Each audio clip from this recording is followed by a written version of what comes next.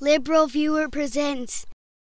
So for those wondering in this election year if Fox News would politicize the 11th anniversary of the September 11th attacks, there was no need to wait beyond the very first story teaser of the morning on Fox & Friends, as you can see in this clip.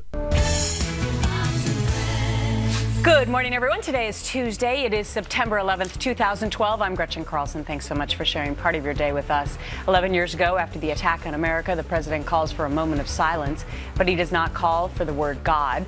So some people are asking, why is God being left out again? Now, it's funny that Fox News host Gretchen Carlson would say some people are asking why God was left out again because, as a Great Media Matters blog post pointed out, the last three 9/11 proclamations from George W. Bush also left out God, but of course no one on Fox News mentioned that fact in the story a few minutes later, starting with this clip. On this most somber of days, get this, does the President of the United States call on people to pray for those lives lost? No, he calls on people to observe a moment of silence and then go out and do some community service. He proclaims today as Patriot Day and National Day of Service and Remembrance, and go perform community service to remember those who lost their lives.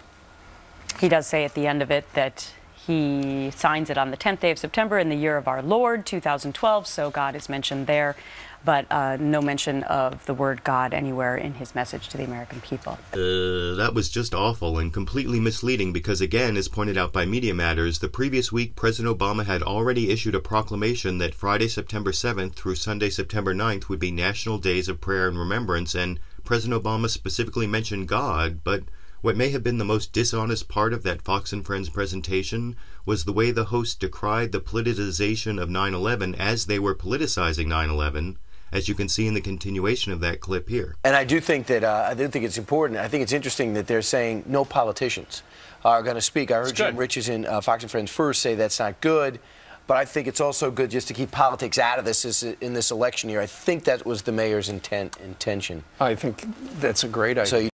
Yes, I agree with Steve Doocy and the brown-haired guy who's not Steve Doocy that we should keep politics out of 9/11, but it's also clear that report was all about politics, trying to make Fox News viewers believe there's something godless about President Obama, even though Obama is just as Christian as the last U.S. president and actually mentions God quite frequently.